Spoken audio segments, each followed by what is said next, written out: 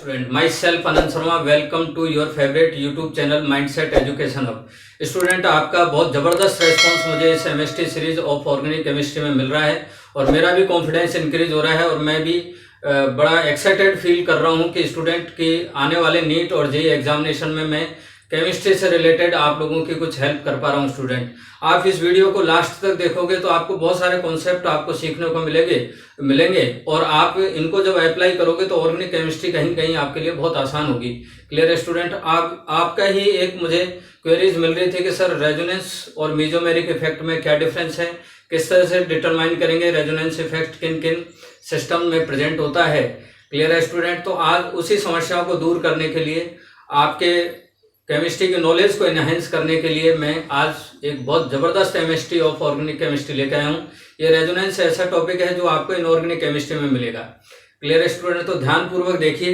Resonance या मैं mesomeric effect की बात करता हूँ तो एक तरीका से ये परमानेंट इफेक्ट है, यानी यहाँ जो इलेक्ट्रॉन डेंसिटी का जो एक्सचेंज होगा वो परमानेंट होगा। क्लियर है स्टूडेंट? अब सिंगल टर्म डेफिनेशन है, रेजोनेंस क्या होता है? डीलोकलाइजेशन ऑफ पाई इलेक्ट्रॉन और लोन पेयर। अब आपके दिमाग में आ रहा होगा सर इस रेजोनेंस की जरूरत ही क्यों पड़ी? इसका कारण मैं आपको बता रहा हूँ स्टूडेंट। अगर मैं इस सिस्टम में देखता हूँ तो आप देखोगे तो CH2 double bond CH single bond CH double bond CH2। अब इसमें आप दो टाइप के बॉन्ड दिखाई दे रहे हैं, एक तो डबल बॉन्ड दिखाई दे रहा है, एक सिंगल बॉन्ड दिखाई दे रहा है। डबल बॉन्ड की जो बॉन्ड लेंथ होती है स्टूडेंट वो होती है 1.34 एंगस्ट्रॉम, सिंगल बॉन्ड की बॉन्ड लेंथ होती है 1.54 एंगस्ट्रॉम। पर अगर आप जब एक्सपेरिमेंटल जब इसके सारे कार्बन कार्बन के बॉन्ड लेंथ को स्टूडेंट जब चेक किया गया, कैलकुलेट किया गया तो सबकी बॉन्ड लेंथ इक्वल थी 1.40 एंगस्ट्रॉम। अब ये इक्वल क्यों हुआ? इस इक्वल होने का कारण ही है रेजोनेंस। क्लियर है स्टूडेंट? आई होप आपको समझ में आया होगा। अब रेजोनेंस में क्या होता है? डीलोकलाइजेशन ऑफ पाई इलेक्ट्रॉन कहते हैं या लोन पेयर कहते हैं। क्लियर है स्टूडेंट? अब इसमें हो क्या रहा होगा, जैसे मैं इसकी बात करता हूं, इसमें ये पाई इलेक्ट्रॉन इस कार्बन पे ट्रांसफर होंगे तो यहाँ कौन सा चार्ज आ जाएगा स्टूडेंट? नेगेटिव। ये पाई इलेक्ट्रॉन इधर ट्रांसफर होंगे तो यहाँ कौन सा आ गया? Double bond. इस पे इलेक्ट्रॉन डेंसिटी कम हो गई इसलिए यहाँ पॉजिटिव चार्ज हो गया।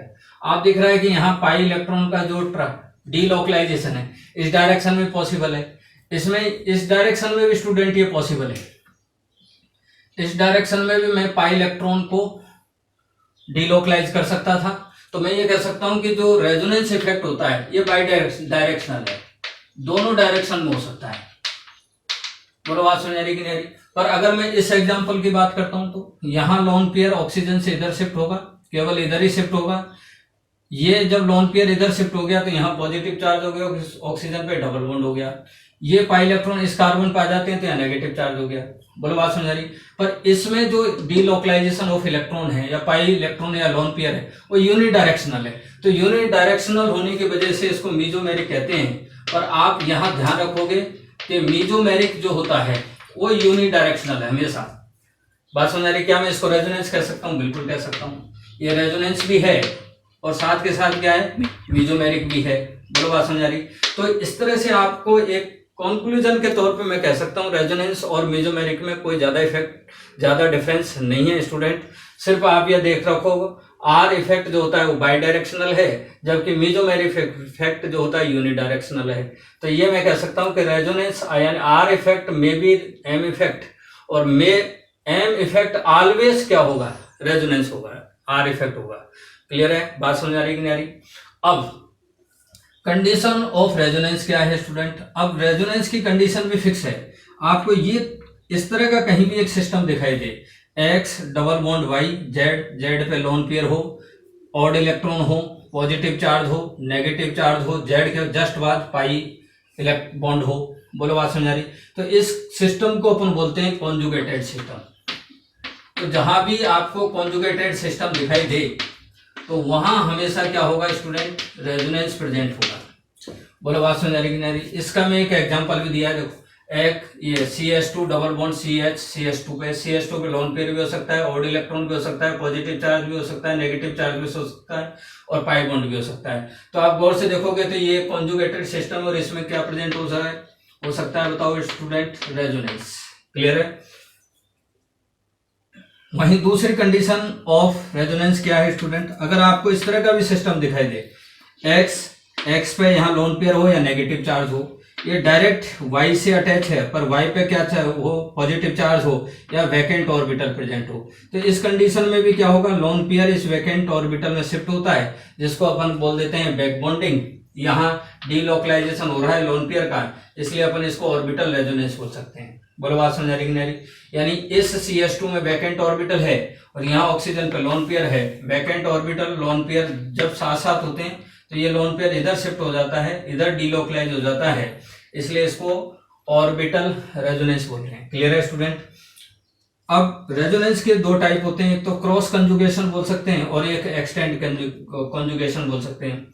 क्रॉस कंजुगेशन में क्या होता है, टू डायरेक्शनल में पाई इलेक्ट्रॉन का डीलोकलाइजेशन हो सकता है। दोबारा से नहीं, क्रॉस कॉन्जुगेशन में क्या होता है स्टूडेंट, जो लोन पेयर या पाई इलेक्ट्रॉन का जो डीलोकलाइजेशन है वो बाई डायरेक्शनल हो सकता है, दो डायरेक्शन में पॉसिबल हो सकता है। तो यहां देखो आप, ये x, ये y और ये z, यहां देखो तो ये x, ये y और ये z। अब आपको दिख रहा है बेटा लोन पेयर इधर भी शिफ्ट हो सकता है। बोलो बात समझ आ रही? NH2 का लोन पेयर इधर भी शिफ्ट हो सकता है और NH2 का लोन पेयर इधर भी शिफ्ट हो सकता है। तो लोन पेयर डीलोकलाइजेशन की दो डायरेक्शन पॉसिबल होती हैं, तो उसको अपन कहते हैं क्रॉस कॉन्जुगेशन। अब आपको पता है कि यहाँ लोन पेयर डिवाइडेड फॉर्म में हो गया है, इस सिस्टम में भी जा सकता है और इस सिस्टम में जा सकता है, तो यहाँ इफेक्टिवनेस ऑफ रेजोनेंस कम हो जाती है। क्लियर है स्टूडेंट? वहीं एक्सटेंड रेजोनेंस की बात करते हैं तो यहाँ लोन पेयर अगर देखते हो आप स्टूडेंट, तो ये एक ही डायरेक्शन में पॉसिबल है। बात समझ आ रही है? यानी पूरा डीलोकलाइजेशन ऑफ लोन पेयर, या मैं कह दूं delocalisation of lone pair of pi electron बोल दें या लोन पेयर, अगर सेम डायरेक्शन में है, पूरे सिस्टम में सेम डायरेक्शन में है, तब तो होता है एक्सटेंड, एक ही डायरेक्शन में चल रहा है तो। और अपोजिट डायरेक्शन में जा रहा है तो डिफरेंट डायरेक्शन बोल सकते हैं, डिफरेंट डायरेक्शन में जा रहा है तो उसको अपन बोलते हैं क्रॉस कॉन्जुगेशन। क्लियर है स्टूडेंट? अब रेजोनेंस जब आप देख रहे हो स्टूडेंट, तो उसमें एक और टर्म आती है कि जब मैं इसकी स्ट्रक्चर बनाता हूं स्टूडेंट, तो ये जो स्ट्रक्चर बन रही है इसकी इमेजिनरी स्ट्रक्चर है, जिनको अपन रेजोनेटरी स्ट्रक्चर बोलते हैं। बराबर आप समझ आ रही कि नहीं? अब नेक्स्ट जो अच्छा क्वेश्चन बनता है वो बनता है student stability of resonatory structure. Clear है student? Stability of resonatory structure अगर अपन चेक करते हैं स्टूडेंट, तो रेजोनेटरी स्ट्रक्चर्स में आपको ध्यान रखना है कि रेजोनेटरी स्ट्रक्चर में केवल इलेक्ट्रॉन का ट्रांसफर होता है स्टूडेंट, एटम्स का मूवमेंट नहीं होता है, पहली बात। दूसरी बात अगर अपन करें तो स्टेबिलिटी ऑफ रेजोनेटरी स्ट्रक्चर्स को आप चेक करना है तो आप इसी ऑर्डर में स्टूडेंट चेक करोगे तो आपका क्वेश्चन खराब नहीं होगा। तो ऑर्डर ऑफ स्टेबिलिटी का आपका कॉन्सेप्ट क्या है कि सबसे पहले देखो कि जो स्ट्रक्चर है, अब उन स्ट्रक्चर में अगर न्यूट्रल स्ट्रक्चर है तो वो हमेशा मोर स्टेबल होगी किससे? चार्ज से। क्लियर है स्टूडेंट? अब दो चार्ज स्ट्रक्चर्स हैं तो उनमें अपन कैसे कंपेयर करेंगे स्टेबिलिटी को, तो वहां देखेंगे number of pi bond, number of pi bond ज्यादा होंगे तो स्टेबिलिटी ज्यादा होगी। अब चार्ज भी स्पीशीज है, नंबर ऑफ पाई बॉन्ड भी सेम है, तब आप देखोगे स्टूडेंट किसको? इलेक्ट्रोनेगेटिविटी के कॉन्सेप्ट को। और इलेक्ट्रोनेगेटिविटी का कॉन्सेप्ट क्या कहता है कि पॉजिटिव चार्ज मोर स्टेबल होता है लेस इलेक्ट्रोनेगेटिव पे, नेगेटिव चार्ज मोर स्टेबल होता है मोर इलेक्ट्रोनेगेटिव पे। क्लियर है स्टूडेंट? अब नेक्स्ट में अगर आप चेक करोगे कि चार्ज भी है, पाई बॉन्ड भी सेम है, इलेक्ट्रोनेगेटिविटी भी सेम है, तो आप देखेंगे student charge separation. Charge separation का मतलब क्या है? सेम चार्ज की डिस्टेंस अगर बढ़ेगी, यानी सेम चार्ज अगर मोर डिस्टेंस पे है, तो वहां स्टेबिलिटी इंक्रीज होगी। बोलो बात समझ रही कि नहीं?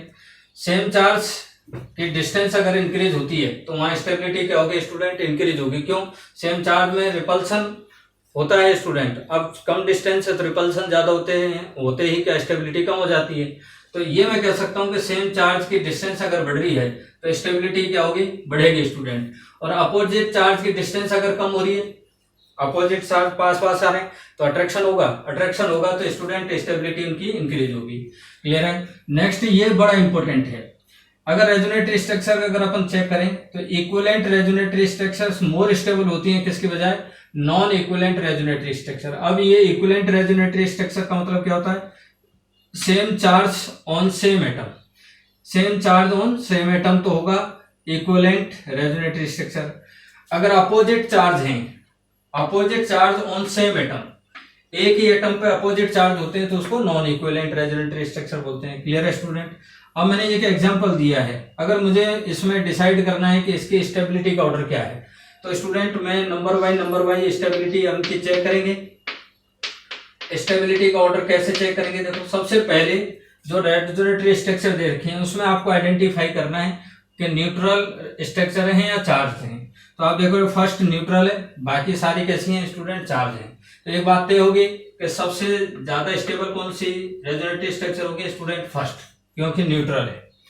अब ये सारी चार्ज हैं, तो न्यूट्रल के बाद आप किस पे जाओगे? नंबर ऑफ पाई बॉन्ड पे। तो आप चेक करो, यहाँ पाई बॉन्ड 1 है, यहाँ 0, यहाँ 0, तो यानी पाई बॉन्ड ज्यादा है सेकंड वाले में, तो इसकी स्टेबिलिटी ज्यादा होगी।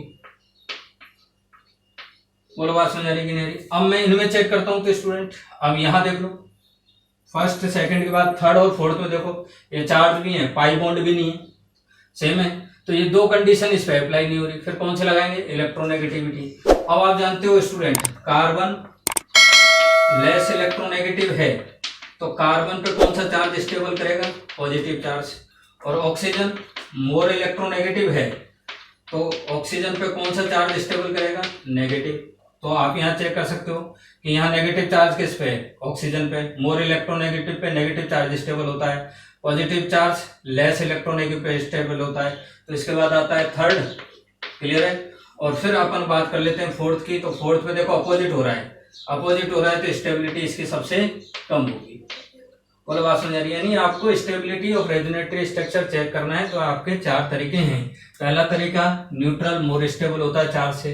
अब चार्ज स्पीसीज है तो नंबर ऑफ पाई बॉन्ड बढ़ेंगे, स्टेबिलिटी बढ़ेगी।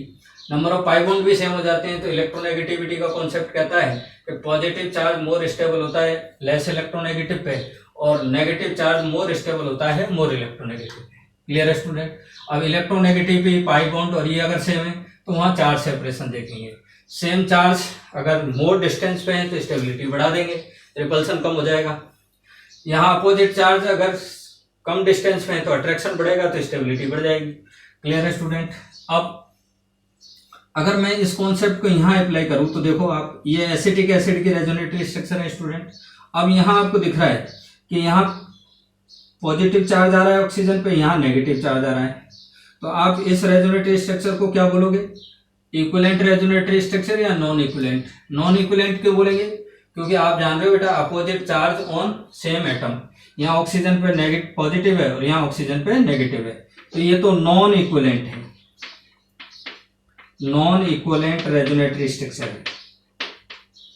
और मैं एसीटेट आयन की बात करता हूं तो अब आपको दिख रहा है कि ये लोन पे इधर शिफ्ट करेगा, ये इधर शिफ्ट कर गया, तो यहाँ नेगेटिव चार्ज, पहले भी देखो नेगेटिव चार्ज ऑक्सीजन पे था, अभी भी नेगेटिव चार्ज ऑक्सीजन पे, तो सेम चार्ज सेम एटम पे आ रहा है, तो इसलिए इसको क्या बोलेंगे student? Equivalent resonatory structure.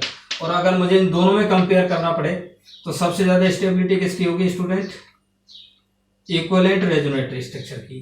Clear है स्टूडेंट? तो स्टूडेंट रेजोनेटरी स्ट्रक्चर्स की स्टेबिलिटी चेक करने के बाद इसमें एक और इम्पोर्टेंट टॉपिक आता है और वो होता है स्टूडेंट कि कौन सा group minus M effect show करेगा और कौन सा प्लस एम इफेक्ट शो करेगा।